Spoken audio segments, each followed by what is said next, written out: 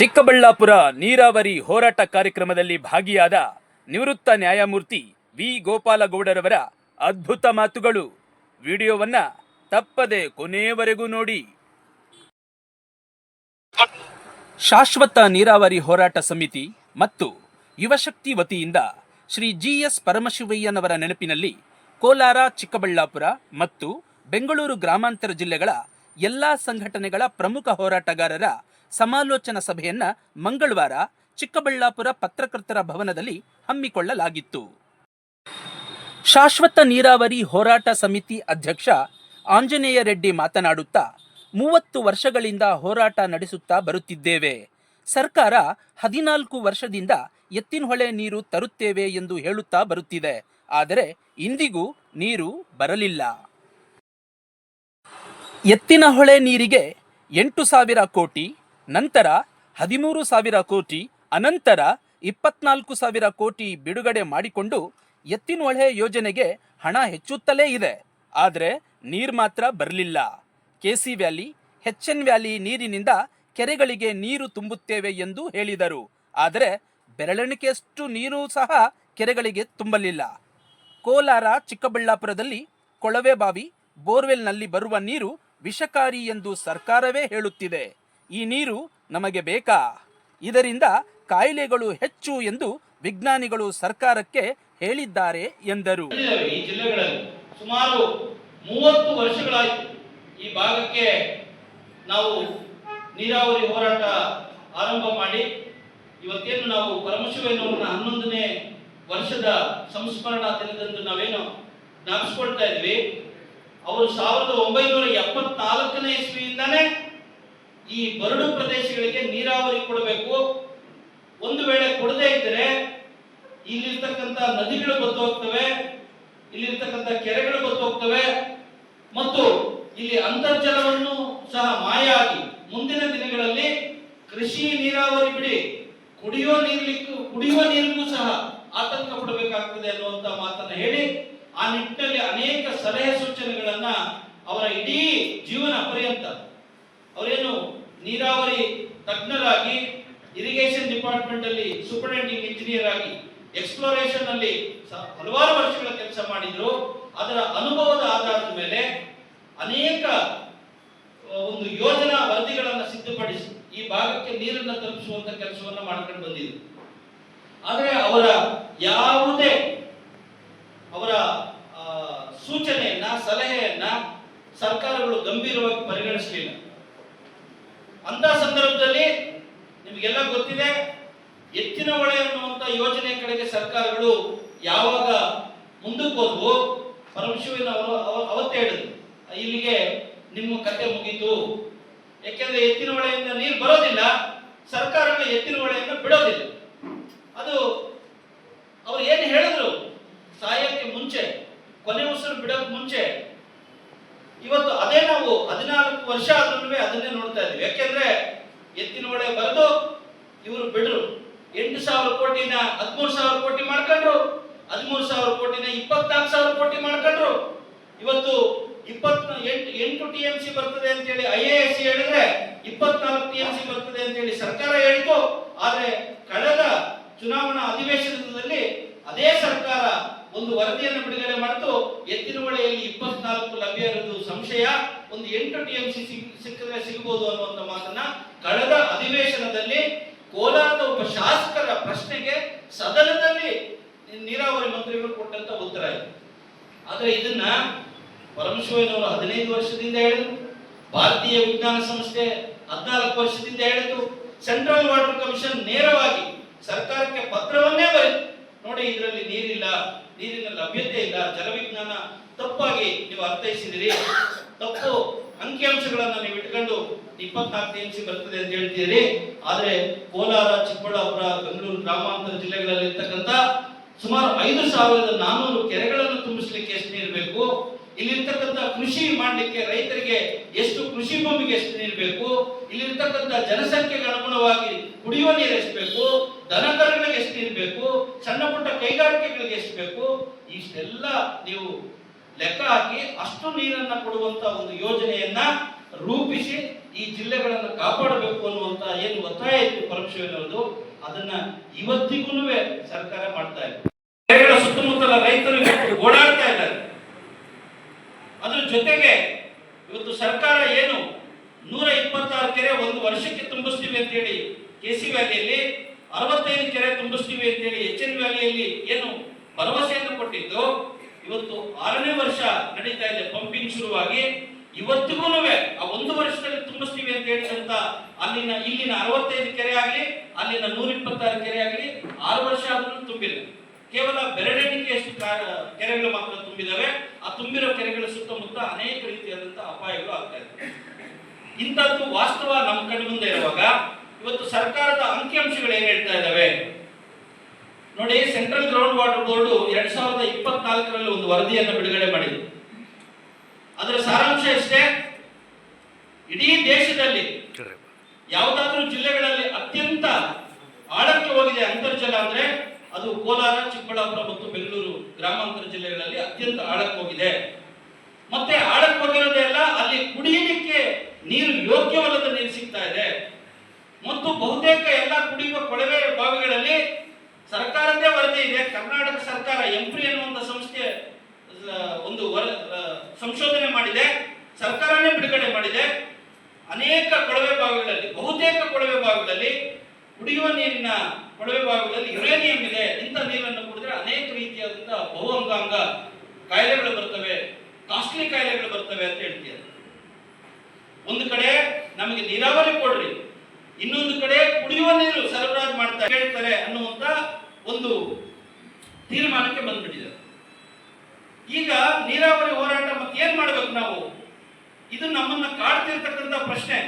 ಇವತ್ತು ನಾವು ನಿಮ್ಮ ಮುಂದೆ ನಮ್ಮ ಅಳಲನ್ನ ತೋಡ್ಕೊಳ್ಳಕ್ಕೆ ಇಲ್ಲಿ ಕರೆದಿರೋದು ನಿಮ್ಮನ್ನೆಲ್ಲ. ಇವತ್ತು ಅನೇಕರಿಗೆ ಆಕ್ರೋಶ ಇದೆ, ಆವೇಶ ಇದೆ. ನಾವಿಷ್ಟೆಲ್ಲ ಪಾದಯಾತ್ರೆಗಳು ಮಾಡಿದ್ವಿ, ಕೇಸುಗಳು ಹಾಕ್ಸ್ಕೊಂಡಿದ್ವಿ, ಲಾಠಿ ಚಾರ್ಜ್ ತಿಂದಿದ್ವಿ. ಅನೇಕ ಒಂದು 4-5 ಜನ ಬಂದಿದ್ರು. ಲಾಠಿ ಚಾರ್ಜ್ ಅಲ್ಲಿ ಬೆರಳು ಮುರಿದಿದ್ದಂಥವ್ರು, ಕಾಲು ಮುರಿದಿದ್ದಂಥವ್ರು, ಹಾಸ್ಪಿಟಲ್ಗಳಲ್ಲಿ ಇದ್ದಂಥವ್ರು ಈ ಸಭೆಯಲ್ಲಿ ಕೂತಿದ್ದೀರಿ. ಕೋರ್ಟ್ಗೆ ಅಳೆದಾಡ್ತಿರ್ತಕ್ಕಂಥ ಹೆಣ್ಣು ಮಕ್ಕಳಿಗೆ ಬಂದು ಕೂತಿದ್ದಾರೆ 16 ವರ್ಷಗಳ ಕಾಲ. ಸುಡು ಬಿಸಿಲಲ್ಲಿ ಪಾದಯಾತ್ರೆಗಳು ಮಾಡಿರುವಂತ ಅನೇಕ ಜನ ನಮ್ಮ ರೈತ ಬಾಂಧವರು ಇಲ್ಲಿ ಕೂತಿದ್ದಾರೆ. ಇವ್ರ ಮುಂದೆ ಇವತ್ತು ನಮ್ಮ ಅನ್ನೋದ್ರ ಬಗ್ಗೆ ಈಗ ಅನೇಕ ಸಭೆಗಳಲ್ಲಿ ಬಂದಂತ ಒಂದು ತೀರ್ಮಾನವನ್ನ ನಿಮ್ಮ ಮುಂದೆ ನಾನು ಇಡಲಿಕ್ಕೆ ಇಚ್ಛೆ ಪಡ್ತಾ ಇದ್ದೀನಿ. ಹಾಗಾಗಿನೇ ನಿಮ್ಮನ್ನೆಲ್ಲ ಇವತ್ತು ಈ ಸಭೆಗೆ ಬರಲೇಬೇಕು ಅಂತ ಹೇಳಿ ಕಡ್ಡಾಯವಾಗಿ ಇಲ್ಲಿ ಕರೆದಿದ್ದೀವಿ. ಅನೇಕ ಜನ ಬಂದಿದ್ದಾರೆ. ಇವತ್ತು ಸ್ಟೇಜ್ ಮೇಲೆ ಕುತ್ಕೊಳ್ಳಕ್ಕೆ ಅರ್ಹತೆ ಇರತಕ್ಕಂತ ಅನೇಕ ಹಿರಿಯ ಹೋರಾಟಗಾರರು, ಅನೇಕ ಸಂಘ ಸಂಸ್ಥೆಗಳ ಮುಖಂಡರೆಲ್ಲ ಇದ್ದಾರೆ. ಇಲ್ಲಿ ಯಾರು ಮುಖ್ಯರು ಅಲ್ಲ ಅಥವಾ ಯಾರು ಅಮುಖ್ಯರು ಅಲ್ಲ. ದಯಮಾಡಿ ನಾವೊಂದು ಇನ್ನೊಂದು ವಿಶೇಷವಾದಂತಹ ಸಂಪ್ರದಾಯವನ್ನ ಈ ಸಭೆಯಿಂದ ಆರಂಭ ಮಾಡಬೇಕು ಅಂತಾನೂ ಅನ್ಕೊಂಡಿದ್ದೀವಿ. ಯಾಕೆಂದ್ರೆ ಇದು ಯಾರೋ ಒಬ್ಬರ ಲೀಡರ್ಶಿಪ್ ಆಗಿ ಒಂದೊಂದು ಸೈನ್ಯವನ್ನ ನಾವು ತಯಾರು ಮಾಡಿದ್ರೆ ಅವತ್ತೇ ನಮಗೆ ಫಲ ಸಿಗ್ತದೆ ಹೊರತು ಇಲ್ಲ ಅಂದ್ರೆ ಖಂಡಿತ ನಾವು ಒಗ್ಗಟ್ಟಾಗಿ ಏನು ಮಾಡ್ಲಿಕ್ಕೆ ಹೊರಲಿಲ್ಲ ಅಂದ್ರೆ ಸರ್ಕಾರಗಳು ನಮ್ಮನ್ನ ಒಡೆದು ಆಳುವ ನೀತಿಯನ್ನು ಅನುಸರಿಸಿ ಎಲ್ಲ ಅವರವರ ಅನುಕೂಲಕ್ಕೆ ತಕ್ಕಂಗೆ ಮಾಡ್ಕೊಂಡೋಗಿ ಈಗಾಗಲೇ 30 ವರ್ಷ ನಡೆದು ಬಂದ್ಬಿಟ್ಟಿದೆ ನೀರಾವರಿ ಹೋರಾಟ. ಒಂದು ಜನರೇಷನ್ ಕಾಲ ನಾವು ವ್ಯರ್ಥ ಮಾಡ್ಕೊಂಡ್ಬಿಟ್ಟಿದ್ದೀವಿ. ಇನ್ನೊಂದು ಜನರೇಷನ್ ಹೋದ್ರೂ ನಮಗೆ ನ್ಯಾಯ ಸಿಗೋದಿಲ್ಲ. ಆ ಕಾರಣಕ್ಕಾಗಿ ಅನೇಕ ನಮ್ಮ ಸನ್ಮಿತ್ರರು ಒಂದು ತೀರ್ಮಾನಕ್ಕೆ ಬಂದಿದ್ದಾರೆ. ನಾವು ಇನ್ನೇನಿದ್ರು ಸರ್ಕಾರ ಹತ್ರ ಹೋಗೋದು, ಒಂದು ಹೋರಾಟ ಮಾಡಿ ಒಂದು ದಿನ ಹೋರಾಟ ಮಾಡಿ ಬರೋದು, ಅಥವಾ ಮನವಿ ಪತ್ರ ಕೊಡೋದು, ಅವ್ರ ಜೊತೆ ಚರ್ಚೆ ಮಾಡಿ ಅಂತ ಹೇಳೋದು, ಕಿವುಡರ ಹತ್ರ ಕುರುಡರ ಹತ್ರ ನಾವು ಏನ್ ಮಾಡಿದ್ರೆ ಏನು ಉಪಯೋಗ? ಆ ರೀತಿಯಾದಂತಹ ಕಿವುಡ ಮೂಗ ಸರ್ಕಾರ ಇವತ್ತು ನಮ್ಮ ಮುಂದೆ ಇದೆ. ಅವ್ರು ನಮ್ಮನ್ನು ಮಾತಾಡ್ತಾ ಇಲ್ಲ, ನಮ್ಮ ಹೇಳಿದ್ದನ್ನು ಕೇಳಿಸ್ಕೊಳ್ಳೋದೇ ಇಲ್ಲ, ಅಥವಾ ನಮ್ಮ ಜೊತೆ ಚರ್ಚೆಗೂ ಅವರು ತಯಾರಿಲ್ಲ. ಇಂಥ ಸಂದರ್ಭದಲ್ಲಿ ಈಗಾಗಲೇ ಲಕ್ಷ್ಮಣ ಅವ್ರು ಹೇಳಿದ್ರಲ್ಲ, ಈ 3 ಜಿಲ್ಲೆಗಳ ಜನ ಒಗ್ಗಟ್ಟಾಗಿ ಎಲ್ಲ ವರ್ಗಗಳನ್ನ ಒಳಗೊಂಡು ಇವತ್ತು ನಾವೆಲ್ಲ ಒಂದು ನಮ್ಮ ಕಣ್ಮುಂದೆ ಇರತಕ್ಕಂಥ ಸಕ್ಸಸ್ ಮಾಡಲ್ ಯಾವ್ದಪ್ಪ ಅಂದ್ರೆ ಅದು ತೆಲಂಗಾಣ ರಾಷ್ಟ್ರ ಸಮಿತಿಯನ್ನ ಅವರು ತೆಲಂಗಾಣ ರಾಜ್ಯವನ್ನ ಪಡ್ಕೊಂಡಂತ ಚಳವಳಿ. ಆ ಚಳವಳಿಗೂ ಬಹಳ ಇತಿಹಾಸ ಇದೆ. ಸುಮಾರು 53 ವರ್ಷಗಳ ಇತಿಹಾಸ ಇತ್ತು. ಆದ್ರೆ ಅವರನ್ನು ಮಾಡಿ ಬೇಸತ್ತು ಹೋಗಿ 2009ರಲ್ಲಿ ಒಂದು ತೀರ್ಮಾನಕ್ಕೆ ಬಂದ್ರು. ನಾವೇನು ಇವತ್ತು ಏನ್ ತೀರ್ಮಾನಕ್ಕೆ ಬರ್ತಾ ಇದ್ವಿ, ಈ ರೀತಿಯಾದಂತಹ ತೀರ್ಮಾನಕ್ಕೆ ಬಂದ್ರು. ಅವತ್ತು ಒಂದು ಜಾಯಿಂಟ್ ಆಕ್ಷನ್ ಕಮಿಟಿ ಅಂತ ಮಾಡಿದ್ರು. ಜಾಯಿಂಟ್ ಆಕ್ಷನ್ ಕಮಿಟಿಯಲ್ಲಿ ಯಾರಾಗಿದ್ರಪ್ಪ ಅಂದ್ರೆ, ಏನಾದ್ರು ಗಮನಿಸಬೇಕಾದ್ರೆ ಒಂದು ಹೊಸ ಪರಂಪರೆಯನ್ನೇ ನಾವು ಸೃಷ್ಟಿ ಮಾಡಬೇಕಾಗ್ತದೆ. ಯಾಕಂದ್ರೆ ಇವತ್ತಿನ ಇರ್ತಕ್ಕಂಥ ಏನು ಧೋರಣೆ ಇದೆ, ಇವರೆಲ್ಲರೂ ಎತ್ತಿನ ಹೊಳೆಯ ಭ್ರಮಾಲೋಕದಲ್ಲಿದ್ದಾರೆ. ಇವತ್ತು ಶಾಸಕರು ಕೇಳೋದೇನು, ಏನ್ರಿ ನಮ್ಮ ಪಾಲ್ ಎಷ್ಟು, ಇದ್ರಲ್ಲಿ ಬಂದ ನೀರು ಇಲ್ವಾ, ಅದೆಲ್ಲ ನಮ್ಮ ಭಾಗಕ್ಕೆ ಪೈಪ್ ಲೈನ್ ಹಾಕಿ ಸ್ವಾಮಿ, ಅದರಲ್ಲಿ ನಮ್ಮ ಭಾಗಕ್ಕೆ ಬೇಗ ಪೈಪ್ ಲೈನ್ ಹಾಕಿ. ಇದೊಂದು ದೌರ್ಭಾಗ್ಯ. ಇವತ್ತು ಕೆಸಿ ವ್ಯಾಲಿ, ಎಚ್ಎನ್ ವ್ಯಾಲಿಯಲ್ಲಿ ಮೊದಲ ಹಂತದ ಕೆರೆಗಳೇ ತುಂಬಿಲ್ಲ. ಆದ್ರೆ ಎರಡನೇ ಫೇಸ್ ಅಲ್ಲಿ, ಸೆಕೆಂಡ್ ಫೇಸ್ಗೆ ನನಗೆ 100 ಕೋಟಿ ಕೊಡಿ ಪೈಪ್ ಲೈನ್ಗೆ, 200 ಕೋಟಿ ಪೈಪ್ ಲೈನ್ಗೆ, 450 ಕೋಟಿ ಕೊಡಿ ಪೈಪ್ ಲೈನ್ಗೆ, ಈ ರೀತಿಯಾದಂತಹ ಪರಿಸ್ಥಿತಿಗಳು ಬಂದಿದೆ. ವಾಸ್ತವಾಂಶದಲ್ಲಿ ಏನ್ ಮಾಡೋಣ ಸಾಹೇಬರಲ್ಲಿ ವಿನಂತಿ ಮಾಡ್ತಾ ಇದ್ದೀನಿ, ಯಾವ ತೆಲಂಗಾಣ ಜೆಎಸ್ಸಿಗೆ ಕೋದಂಡರಾಮ್ ಅವರು ಏನು ಪಾತ್ರವನ್ನು ವಹಿಸಿದ್ರು, ಜಾಯಿಂಟ್ ಆಕ್ಷನ್ ಕಮಿಟಿಗೆ ಚೇರ್ಮನ್ ಆಗಿ ಈ ಎಲ್ಲ ರಾಜ್ಯದ ಎಲ್ಲರನ್ನ ಒಗ್ಗೂಡಿಸುವ ಕೆಲಸವನ್ನು ಮಾಡಿದ್ರು. ಹಾಗೆ ನಮ್ಮ ಸಾಹೇಬರು ಈ 3 ಜಿಲ್ಲೆಗಳ ಒಂದು ನೇತೃತ್ವವನ್ನು ಮಾಡಿ ಇಂದಿನ ಜಾಯಿಂಟ್ ಆಕ್ಷನ್ ಕಮಿಟಿಗೆ ಚೇರ್ಮನ್ ಆಗಬೇಕು ಅಂತ ಒತ್ತಾಯವನ್ನು ನಾವು ಮಾಡಲಿಕ್ಕೆ ನಿಮ್ಮೆಲ್ಲರ ಪರವಾಗಿ ನಾನು ಇಲ್ಲಿ ನಿಂತಿದ್ದೀನಿ. ಏನಾದರೂ ಇಂಥವ್ರು ಮುಂದೆ ಬರಲಿಲ್ಲ ಅಂದ್ರೆ ಸರ್ಕಾರಕ್ಕೆ ಮತ್ತು ಹೋರಾಟಗಾರರಿಗೆ ಮಧ್ಯ ಕೊಂಡಿನೇ ಇರೋದಿಲ್ಲ. ನಮ್ಮನ್ನ ಯಾರು ಕೇಳೋದಿಲ್ಲ. ಯಾಕೆ ಇವತ್ತು ದಿವಸ ಚರ್ಚೆ ನಡೀಬೇಕು, ಇದರಿಂದ ಒಂದು ನಮಗೆ ಸೊಲ್ಯೂಷನ್. ಪ್ರತಿನಿಧಿಗಳು ಯಾವ ರೀತಿ ನಮ್ಮನ್ನ ಒಂದು ಮೋಸ ಮಾಡ್ತಾ ಇದ್ದಾರೆ ಅನ್ನೋದನ್ನ ತಿಳಿಸ್ಕೊಟ್ಟಿದ್ದಾರೆ. ನಿರಂತರವಾಗಿ ಎಲ್ಲ ರೀತಿಯ ಹೋರಾಟಗಳು ಆಗ್ಬಿಟ್ಟಿದೆ. ಹೋರಾಟಗಳಲ್ಲಿ ಯಾವುದೂ ಬಾಕಿ ಇಲ್ಲ, ಎಲ್ಲ ತರಹದ ಹೋರಾಟಗಳು ಆಗಿದೆ. ಒಂದು ತರದ ಹೋರಾಟ ಕೂಡ ನಿಂತಿಲ್ಲ. ರಸ್ತೆ ತಡೆ ಇರ್ಬೋದು, ರೈಲು ತಡೆ ಇರ್ಬೋದು, ಜಿಲ್ಲಾ ಬಂದ್ಗಳಿರ್ಬೋದು, ಪಾದಯಾತ್ರೆಗಳಿರ್ಬೋದು, ಜಿಲ್ಲಾ ಕಚೇರಿಗಳ ಮುಂದೆ ಬಂದ್ ಮಾಡಿರುವಂತದ್ದು ಇರ್ಬೋದು, ಬೆಂಗಳೂರು ನಗರದಲ್ಲಿ ದೊಡ್ಡ ಮಟ್ಟದಲ್ಲಿ 25,000 ಜನ ಸೇರಿ ಒಂದು ಕಾರ್ಯಾಗಾರ ಮಾಡಿ ಸರ್ಕಾರಕ್ಕೆ ಎಚ್ಚರಿಸಿರೋದಿರ್ಬೋದು, ಟ್ರ್ಯಾಕ್ಟರ್ ರ್ಯಾಲಿ ಇರ್ಬೋದು, ಎಲ್ಲ ಶಾಸಕರುಗಳಿಗೂ, ಸಂಸದರಿಗೂ, ಮಂತ್ರಿಗಳಿಗೂ, ಮುಖ್ಯಮಂತ್ರಿಗಳಿಗೂ, ರಾಜ್ಯಪಾಲರಿಗೂ ಕೂಡ ಮನವಿಗಳು ಸಲ್ಲಿಸಿದ್ದಾಗಿದೆ. ಏನು ಬಾಕಿ ಉಳಿದಿಲ್ಲ. ತ್ಯಾಜ್ಯ ನೀರು ಬೇಡ ಅಂತೇಳಿ 3ನೇ ಹಂತದ ಶುದ್ಧೀಕರಣ ಹಾಕ್ಬೇಕಂತೇಳಿ ಕೋರ್ಟ್ಗೆ ಹೋಗಿದ್ದು ಆಗಿದೆ. ನಾವಿನ್ನ ಈ ಭಾಗದ ಜನ ಏನ್ ಮಾಡ್ಬೇಕು? ಇದಕ್ಕೊಂದು ನಾವು ಎಲ್ಲರೂ ಸೇರಿ ಒಂದು ತೀರ್ಮಾನ ಕೈಗೊಳ್ಳಬೇಕಾಗ್ತದೆ. ಹಾಗಾಗಿ 3 ಜಿಲ್ಲೆಯ ಎಲ್ಲರೂ ಪ್ರಮುಖರು ಇದ್ದೀರಿ. ಪ್ರತಿ ಜಿಲ್ಲೆಯಿಂದನೂ 2-3 ಕೆಲವು ಸಲಹೆಗಳನ್ನ ಮುಂದೆ ಕೊಡಬೇಕಾಗ್ತದೆ. ಈಗ ಹೋರಾಟ ಮತ್ತೆ ಹೇಗೆ ಏನು ಅನ್ನೋದ್ರ ಬಗ್ಗೆ ಹೋರಾಟ ಸಮಿತಿಯ ಅಧ್ಯಕ್ಷರಾದಂತಹ ಆಂಜನೇಯ ರೆಡ್ಡಿ ಅವರು ತಿಳಿಸ್ಕೊಡ್ಬೇಕಂತೇಳಿ ಅವರಲ್ಲಿ ಕಳಕಳಿಯ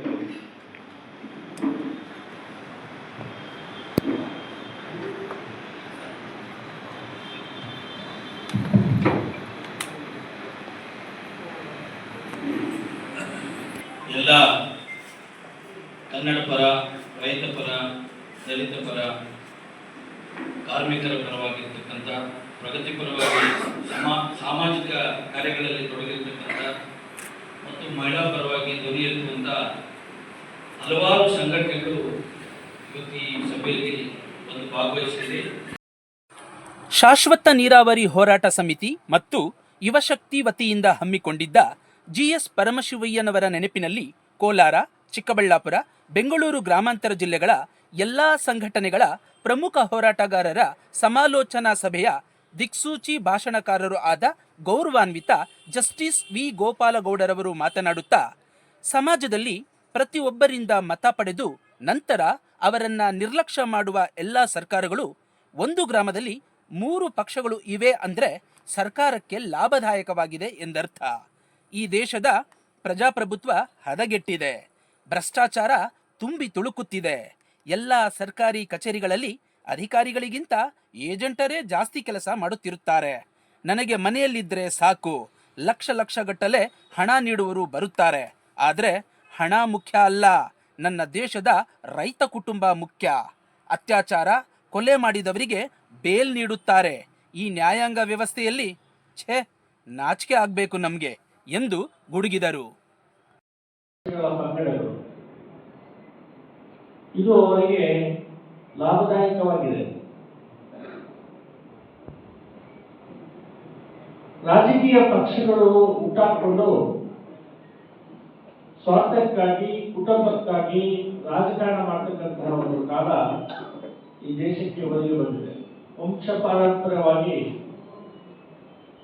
ಅವರ ಅಧಿಕಾರವನ್ನು ಪಡೆಯತಕ್ಕಂತಹ ಒಂದು ಗುಂಪಿನಲ್ಲಿ ರಾಜಕೀಯ ಪಕ್ಷಗಳ ಒಂದು ಸಂಘಟನೆ ಇಲ್ಲದೇ ರಾಜಕೀಯ ಪಕ್ಷಗಳು ಕೆಲಸವನ್ನು ನಿರ್ವಹಿಸ್ತಾ ಇವೆ. ರಾಜಕೀಯ ಪಕ್ಷಗಳಿಗೋಸ್ಕರವಾಗಿ ನಾವು ದುಡಿಬೇಕು, ಜನರ ಸಂಕಷ್ಟಕ್ಕಾಗಿ ನಾವು ಸ್ಪಂದಿಸಬೇಕು ಅಂತಕ್ಕಂಥ ಮನೋಭಾವನೆ ಇಲ್ಲದೆ ಇರ್ತಕ್ಕಂಥ ಒಂದು ಕಾಲಘಟ್ಟದಲ್ಲಿ ಈ ದೇಶದ ಪ್ರಜಾಪ್ರಭುತ್ವದ ವ್ಯವಸ್ಥೆ ಇವತ್ತು ನಾವು ನೋಡ್ತಾ ಇದ್ದೀವಿ. ರಾಜಕೀಯ ಪಕ್ಷಗಳು ಭ್ರಷ್ಟರಾಗಿದ್ದಾರೆ. ಹಣ ಇಲ್ಲದೇ ರಾಜಕೀಯ ಮಾಡಕ್ಕೆ ಆಗಲ್ಲ ಅಂತಕ್ಕಂಥ ಒಂದು ಪ್ರವೃತ್ತಿಯನ್ನು ಬೆಳೆಸ್ಕೊಂಡಿದ್ದಾರೆ. ಅದರ ಜೊತೆಗೆ ಜನರನ್ನು ಕೂಡ ಭ್ರಷ್ಟನಾಗಿ ಮಾಡಿದ್ದಾರೆ. ಭ್ರಷ್ಟತನ ತುಂಬಿ ತುಳುಕಾಡ್ತಾ ಇದೆ ಈ ದೇಶದ ಎಲ್ಲ ಮೂಲೆ ಮೂಲೆಗಳಲ್ಲಿ. ನೌಕರಶಾಹಿ ಇವರು ರಾಜಕೀಯ ಏಜೆಂಟ್ಗಳಾಗಿ ಪರಿವರ್ತನೆ ಆಗಿದ್ದಾರೆ. ದುಃಖಕರವಾಗಿರ್ತಕ್ಕಂಥ ವಿಷಯ. ಸಂಸದೀಯ ಪ್ರಜಾಪ್ರಭುತ್ವ ಜನರಿಗೆ ನ್ಯಾಯವನ್ನು ನೀಡ್ತಾರೆ. ಸಂವಿಧಾನದ ಅಡಿಯಲ್ಲಿ ಸಾಮಾಜಿಕ ನ್ಯಾಯ, ರಾಜಕೀಯ ನ್ಯಾಯ, ಆರ್ಥಿಕ ನ್ಯಾಯವನ್ನ ನೀಡಬೇಕಾಗಿರ್ತಕ್ಕಂಥದ್ದು ಪ್ರಸ್ತಾವನೆಯಲ್ಲಿ ನಮೂದನೆ ಮಾಡಿದ್ದಾರೆ. ಯಾವ ನ್ಯಾಯನೂ ಯಾವ ಜನರು ಕೂಡ ನೀಡ್ತಾ ಇಲ್ಲ. ಶಿಕ್ಷಣ ಇವತ್ತು ಖಾಸಗಿಯ ವಶಕ್ಕೆ ಹೋಗಿದೆ. ಆರೋಗ್ಯ ಕಾರ್ಪೊರೇಟ್ ಸೆಕ್ಟರ್ಸ್ ಎಲ್ಲ ಪ್ರಾರಂಭ ಮಾಡಿಕೊಂಡು ಜನರನ್ನು ಸುಲಿಗೆ ಮಾಡ್ತಾ ಇದ್ದಾರೆ. ಸಂವಿಧಾನದ ಅಡಿಯಲ್ಲಿ ಕೃಷಿ ಆಧಾರದ ಮೇಲೆ ಇರ್ತಕ್ಕಂಥ ಒಂದು ಭಾರತ ದೇಶ ಹೋಗಿ ಮನೆಯಲ್ಲಿ ಕೂತ್ಕೊಂಡ್ರೆ ನನಗೆ ಲಕ್ಷಗಟ್ಟಲೆ ದುಡ್ಡು ಕೊಡ್ತಕ್ಕಂಥ ಜನ ನನ್ನ ಹತ್ರ ಬರ್ತಾರೆ. ನನಗೆ ಲಕ್ಷಗಟ್ಟಲೆ ಹಣ ಮುಖ್ಯ ಅಲ್ಲ, ನನಗೆ ನನ್ನ ದೇಶದ ನನ್ನ ರೈತ ಕುಟುಂಬದ ಜನ ನನಗೆ ಮುಖ್ಯ. ನಾನೊಬ್ಬನು ಚೆನ್ನಾಗಿ ಜೀವನ ಮಾಡ್ತಕ್ಕಂಥದ್ದು ಅದು ಒಳ್ಳೆಯದು ಅಂತ ನಾನು ಭಾವಿಸಲಿಲ್ಲ. ನಾನು ಭಾವಿಸಿರೋದು ಈ ದೇಶದ ಎಲ್ಲ ರೈತ ಸಮುದಾಯ, ಹೆಣ್ಣು ಮಕ್ಕಳು, ದಲಿತರು, ಹಿಂದುಳಿದ ಜನ ಈ ದೇಶದಲ್ಲಿ ಎಲ್ಲ ಒಳ್ಳೆ ಉತ್ತಮವಾದ ಜೀವನ ಮಾಡ್ತಕ್ಕಂಥ ಕನಸನ್ನು ಕಂಡಿರ್ತಕ್ಕಂಥ ಒಬ್ಬ ನ್ಯಾಯಮೂರ್ತಿ ನಾನು. ಜನರಂದ್ರೆ ಏನಂತ ತಿಳ್ಕೊಂಡಿದ್ದಾರೆ ಈ ದೇಶದಲ್ಲಿ? ರಾಜಕಾರಣಿಗಳಿಗೆ ಸೌಲಭ್ಯಗಳೇನು? ರಾಜಕಾರಣಿಗಳು ಒಂದು MLA ಅಂದ್ರೆ ಎಷ್ಟು ಚುನಾವಣೆಯಲ್ಲಿ ಖರ್ಚು ಮಾಡ್ತಾರೆ? ಒಂದು MLA ಆದ 2 ವರ್ಷಕ್ಕೆ ಮನೆಗಳು, ಬಂಗಲೆಗಳು ಹೆಂಗೆ ಬರ್ತವೆ? ಯಾರಿಂದ ಬರ್ತವೆ? ಯಾರ ಅವರಪ್ಪನ ಮನೆ ಗಂಟ? ಯಾರ ಹಣ? ಯಾರ ಹಣ ಇದು? ನಮ್ಮ ಹಣ, ನಮ್ಮ ಸಂಪತ್ತು ಕೊಳ್ಳೆ ಹೋಗ್ತಾ ಇದ್ದಾರೆ. ರೈತನಿಗೆ ಕುಡಿಯುವ ನೀರು, ಬಿಸ್ಲರಿ ವಾಟರು ಹೋಟೆಲ್ನಲ್ಲಿ ಅವ್ರು ಕೇಳಿದ್ರೆ 100 ರೂಪಾಯಿ ಒಂದು ಲೀಟರ್ ಹಾಲು 23 ರೂಪಾಯಿ, 30 ರೂಪಾಯಿ, ನೀರು 100 ರೂಪಾಯಿ, ಹಾಲು 30 ರೂಪಾಯಿ. ಏನಿದು ವಿಪರ್ಯಾಸ? ಯಾರು ಬೆಲೆ ಏರಿಕೆ ನಿಗದಿಪಡಿಸ್ತಕ್ಕಂಥವ್ರು? ನಾವು ನಿಗದಿಪಡಿಸಬೇಕು. ನಮ್ಮ ಪ್ರತಿನಿಧಿಗಳು ಏನು ಕೆಲಸ ಮಾಡ್ತಿದ್ದಾರೆ? ಏಜೆಂಟ್ಗಳಾಗಿ ಕೆಲಸ ಮಾಡ್ತಿದ್ದಾರೆ. ಹಳ್ಳಿಗೆ ರಸ್ತೆ ಇಲ್ಲ, ಹಳ್ಳಿಗೆ 24 ಗಂಟೆ ವಿದ್ಯುತ್ ಸರಬರಾಜಿಲ್ಲ, ಧೂಳಿನಲ್ಲಿ ಇರಬೇಕು ನೀವು. ನೀರು, ಗಾಳಿ ಕಲ್ಮಶ ಆಗಿದೆ. ನಾವು ಕುಡಿತಕ್ಕಂಥ ನೀರಿನಲ್ಲಿ ರಾಸಾಯನಿಕ ವಸ್ತುಗಳಿವೆ. ಕ್ಯಾನ್ಸರ್ ರೋಗ ಎಲ್ಲಿಂದ ಬರ್ತಾ ಇದೆ? ಟಿಬಿ ತಿರುಗಿ ಪ್ರದೇಶದಲ್ಲಿ ಉಳ್ಕೊಂಡಿದೆ. ಆದಾಯ ತೆರಿಗೆ ನಾನು 1 ರೂಪಾಯಿ ಸಂಪಾದನೆ ಮಾಡ್ತಾರೆ, 35 ರೂಪಾಯಿ ಸರ್ಕಾರ ಸರ್ಕಾರಕ್ಕೆ ಪ್ರತಿ ದಿವಸ ಕಟ್ಟಬೇಕಾಗಿದೆ. ಅಂತಹ ಹಣ ಯಾರು? ಕಪ್ಪು ಹಣ ಎಲ್ಲಿಂದ ಇದೆ? ಕಪ್ಪು ಹಣ ಇವತ್ತು ಪೇಪರ್ ನೋಡಿದ್ರೆ ಗೋಲ್ಡ್ ಸ್ಮಗಲ್ ಮಾಡ್ತಕ್ಕಂಥವ್ರ ಕಪ್ಪು ಹಣ ಇದೆ. ಏನ್ ಸರ್ಕಾರ? ನೀತಿಗೆಟ್ಟ ಸರ್ಕಾರ. ಶಾಸನಬದ್ಧವಾಗಿ ರೆಗ್ಯುಲೇಟ್ ಮಾಡತಕ್ಕಂತಹ ಶಕ್ತಿ ಇಲ್ಲಿರ್ತಕ್ಕಂಥವನು ಸರ್ಕಾರ ಮಾಡೋದಕ್ಕೆ ಯೋಗ್ಯತೆ ಇದೆ. ರಾಜೀನಾಮೆ ಕೊಟ್ಟು ಹೋದ್ರೆ ನಾವು ಸರ್ಕಾರವನ್ನು ಇರ್ತಕ್ಕಂಥ ಶಕ್ತಿ ಎಲ್ಲೋ ಯಾಕೆ ಮಾಡಲಿಲ್ಲ ಕೆಲಸ? ಅಣೆಕಟ್ಟುಗಳನ್ನು ಕಟ್ಟಲಿಲ್ಲ, ಕೆರೆ ಕುಂಟೆಗಳನ್ನು ಸಂರಕ್ಷಣೆ ಮಾಡಲಿಲ್ಲ, ಕೆರೆ ಕುಂಟೆಗಳಿಗೆ ನೀರು ಬರ್ತಕ್ಕಂಥ ಮಳೆ ನೀರನ್ನ ಎಲ್ಲ ಅತಿಕ್ರಮ ಪ್ರವೇಶ ಮಾಡಿ ನೀರು ಬರೋದನ್ನ ಸ್ಟಾಪ್ ಆಗಿದೆ. ಇದೇನು ಕಣ್ಣು ಮುಚ್ಕೊಂಡು ನೋಡ್ತಿದ್ದೀರ? ಏನ್ ಕೆಲಸ ಮಾಡ್ತೀಯ ಶಾಸಕ ನೀನು? ನಿಮ್ಮ ಕ್ಷೇತ್ರದ ಶಾಸಕ, ನಿಮ್ಮ ಕ್ಷೇತ್ರದ ಗ್ರಾಮ ಪಂಚಾಯತಿ ಕ್ಷೇತ್ರ ಏನ್ ಕೆಲಸ ಮಾಡ್ತಾನೆ? ಸದಸ್ಯ ಏನ್ ಕೆಲಸ ಮಾಡ್ತಾನೆ? ನಿಮ್ಮ ಡೆಪ್ಯೂಟಿ ಕಮಿಷನರ್ ಏನ್ ಕೆಲಸ ಮಾಡ್ತಾನೆ?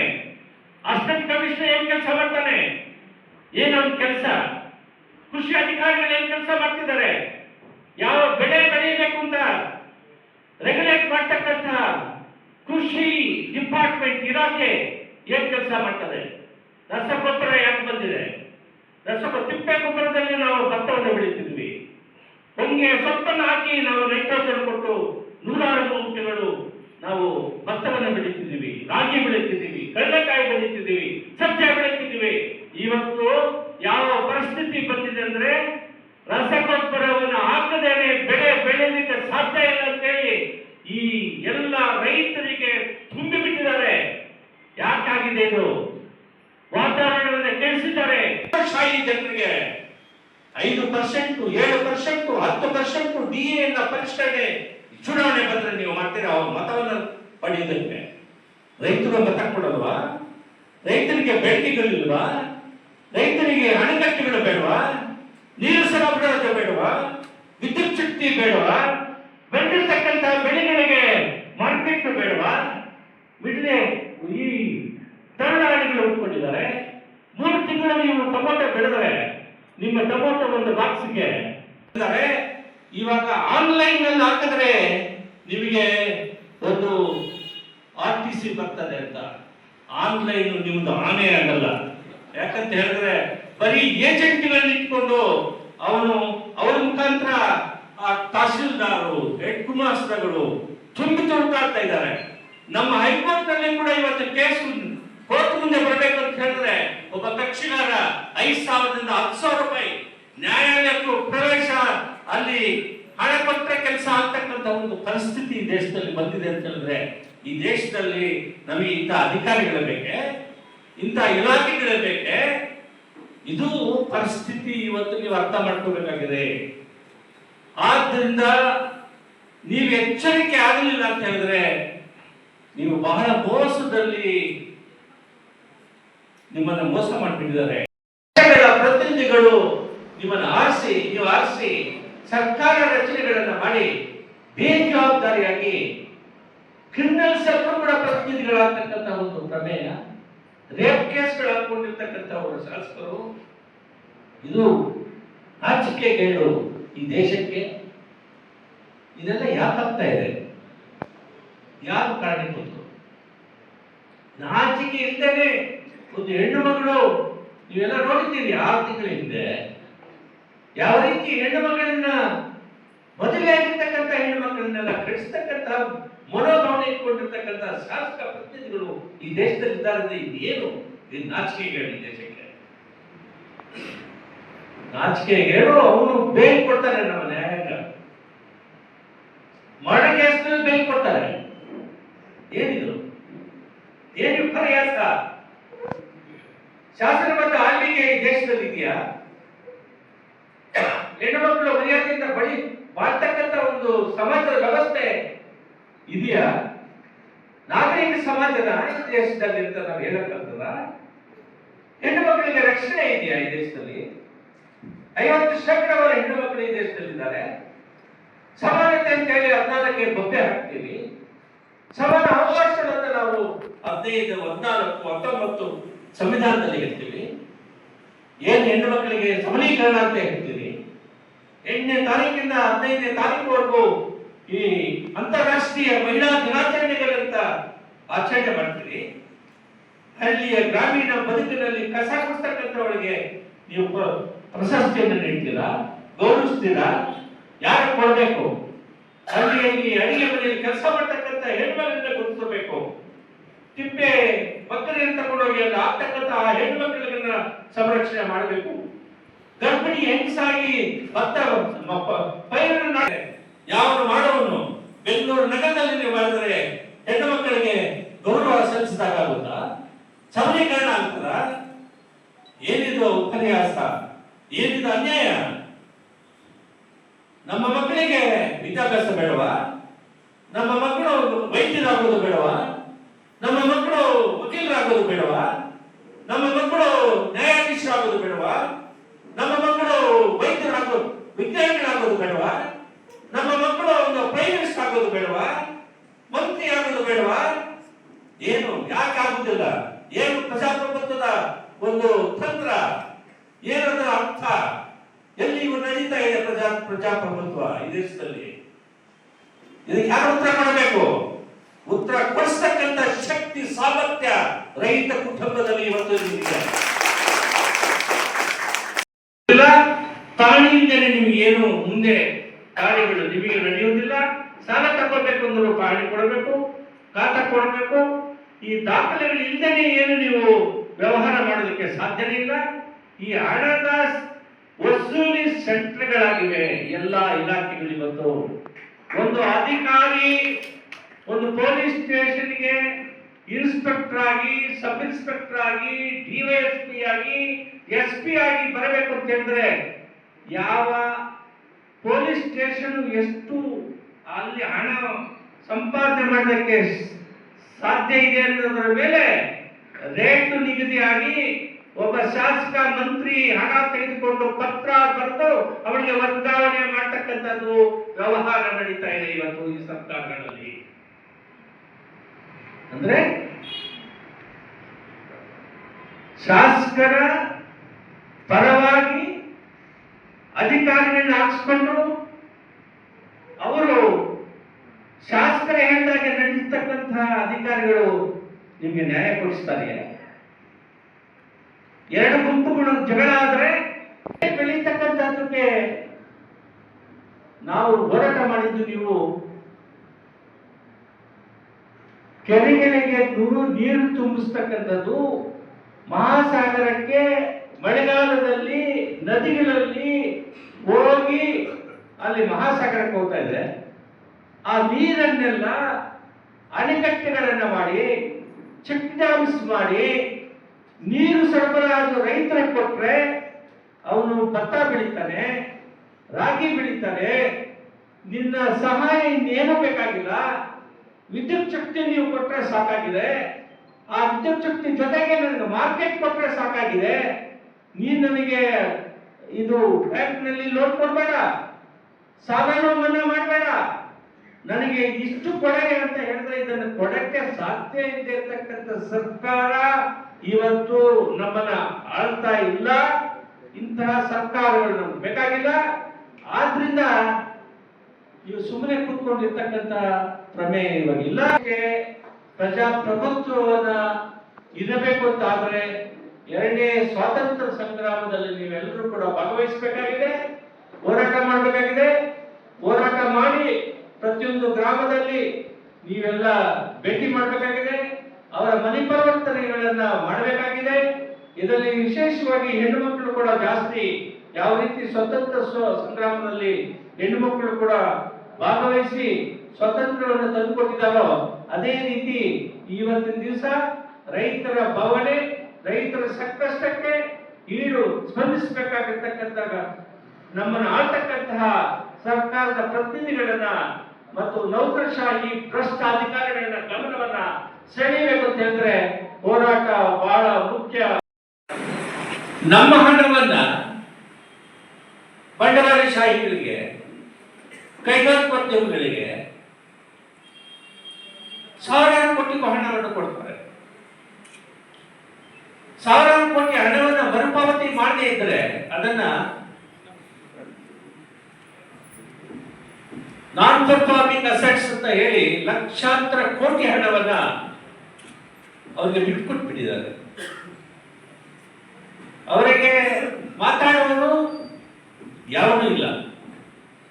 ನಿಮ್ಮ ಕಡೆಗೆ ಬಹಳ ಮುಖ್ಯ. ಪ್ರಾಥಮಿಕ ಶಿಕ್ಷಣ ಎಷ್ಟು ಮುಖ್ಯನೋ ಪ್ರೌಢಶಾಲೆಯ ಶಿಕ್ಷಣ ಕೂಡ ಅಷ್ಟೇ ಮುಖ್ಯ. ರೈತರ ಮಕ್ಕಳು ವೈದ್ಯರು ಆಗ್ತಕ್ಕಂಥ ಒಂದು ಅವಕಾಶ ಇಲ್ಲ. ಒಬ್ಬರು ಇಬ್ಬರು ಆಗ್ಬೋದು. ಇಂಜಿನಿಯರ್ಸ್ ನೀವು ಬಹಳ ಕಷ್ಟಪಟ್ಟು ಇಂಜಿನಿಯರ್ ವಿದ್ಯಾಭ್ಯಾಸವನ್ನು ಕೊಡ್ತಿದ್ದೀರಿ. ಇಂಜಿನಿಯರ್ಗಳಿಗೆ ಉದ್ಯೋಗ ಇಲ್ಲ.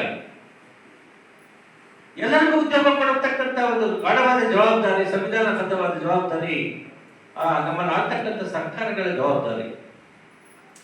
ಅಂದ್ರೆ ಶಿಕ್ಷಣ ಖಾಸಗಿಯ ವಶೀಕರಣ, ಆರೋಗ್ಯ ಕಾರ್ಪೊರೇಟ್ ಸೆಕ್ಟರ್ದು, ಪ್ರಾಥಮಿಕ ವೈದ್ಯಕೀಯ ಆಸ್ಪತ್ರೆಗಳಿಲ್ಲ. ಆಯ್ತು, ನಿಮ್ಮದು ಏನು ಬೇಡಿಕೆಗಳಿಲ್ಲ. ನಿಮ್ಮ ಬೇಡಿಕೆ ಏನು? ನಮಗೆ ನೀರು ಕೊಡಿ, ನಾವು ವ್ಯವಸಾಯ ಮಾಡ್ತೀವಿ, ನಾವು ಉತ್ಪಾದನೆಯನ್ನ, ಆಹಾರ ಸಾಮಗ್ರಿಗಳ ಉತ್ಪಾದನೆಯನ್ನ ಮಾಡ್ತೀವಿ, ಹಾಲು ಕೊಡ್ತೀವಿ, ಸಿಲ್ಕ್ ಬೆಳೆಸ್ತೀವಿ, ತರಕಾರಿನ ಬೆಳಿತೀವಿ, ಹಣ್ಣು ಹಂಪಲಗಳನ್ನು ಬೆಳಿತೀವಿ, ಬಟ್ಟೆ ನೇಯೋದಕ್ಕೆ ಹತ್ತಿಯನ್ನು ಬೆಳಿತೀವಿ, ದ್ವಿದಳ ಧಾನ್ಯಗಳನ್ನು ಬೆಳಿತೀವಿ, ಶುಗರ್ ಕೇನನ್ನು ಬೆಳೆಸ್ತೀವಿ, ಸಕ್ಕರೆಯನ್ನು ನೀವು ನೀಡ್ತೀವಿ. ನಮಗೆ 8 ಗಂಟೆ ನಿಗದಿ ಸಮಯ ಅಲ್ಲ, ರಾತ್ರಿ ಹಗಲು ದುಡಿಮೆ ಮಾಡ್ತೀವಿ. ನಮ್ಮ ಹೆಣ್ಮಕ್ಳು 4 ಗಂಟೆಗೆ ಹೇಳ್ತಾರೆ. 4 ಗಂಟೆಗೆ ಎದ್ದು ಹಾಲು ಕರೆದು ನೀವು ಕನ್ಸ್ಯೂಮರ್ಸ್ ಅಂತ ಏನು ಹೇಳ್ತಾರೆ, ಅವರು 2 ರೂಪಾಯಿ ಜಾಸ್ತಿ ಆಗ್ತಿದೆ ಅಂತ ಕೊಬ್ಬೆ ಆಗ್ತದೆ. ಆದ್ರೆ